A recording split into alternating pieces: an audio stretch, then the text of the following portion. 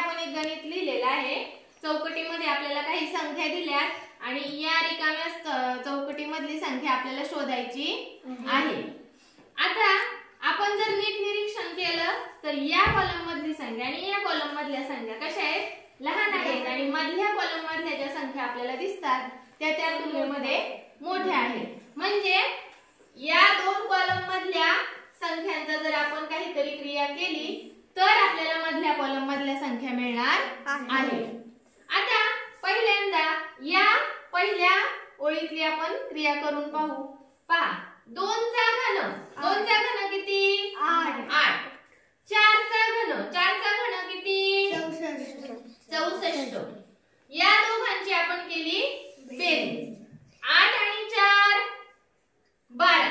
हातचा आला 1. 6 आणि 1 7. पहा, इकडे उत्तर आलं आपलं बेरीज केल्यानंतर 72. तर या 72 आणि या 36 चा काही सहसंबंध आपल्याला सापडतो का? काय सहसंबंध आहे सांगा बरं. 72 च्या अर्धे 36. बरोबर, 72 च्या अर्धे 36 आहे. म्हणजे 72 ला जर आपण 2 ने भागलं तर पहा, बे एके बे त्रिक 6 आणि 7तला 1 उरला झाले 12. बे 12 म्हणजे 36 हे उत्तर आपल्याला भेटते. म्हणजे 72 च्या अर्धे केल्यानंतर आपल्याला मधली संख्या मिळाली आहे. त्यानंतर खालच्या लाईन मध्ये पण आपण अशीच क्रिया करून पाहू. 1 चा घन किती 1. 7 चा घन किती 343. बरोबर. मग या दोघांची आपण करूया बेरीज.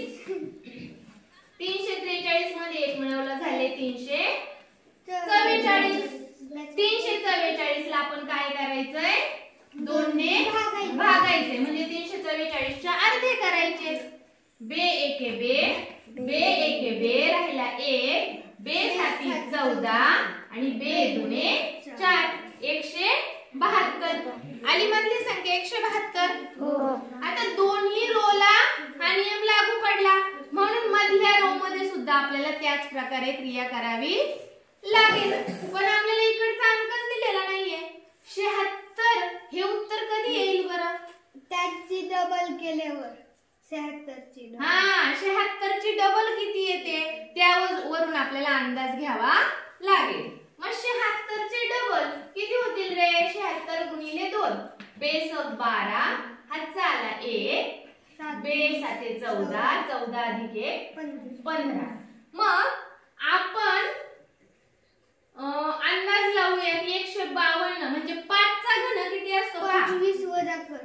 5 चा घन किती असतो? 125. 5 चा घन किती असतो? 125. म्हणजे या संख्येतून आपल्याला काय करावं लागेल? 125 वजा करावे लागतील. मग 152 वजा 125. पहा, 2 मधून 12. हे पुसूनच टाकूया. ओके, 2 मधून 5 जातात का? नाही. मग हातचा घ्या. इकडे झाले 12, इथे राहिले 4. 12 तून 5 गेले 7. 4 मधून 2 गेले 6 आणि 1 मधून 1 गेले. सॉरी, 4 मधून 2 गेले 2 आणि 1 मधून 1 गेला 0. म्हणजे 27. मग 27 हा कशाचा घन आहे रे? 3. 27 हा कितीचा घन आहे? 3 चा घन आहे 27. म्हणून इकडे उत्तर काय येईल? 3. समजलं?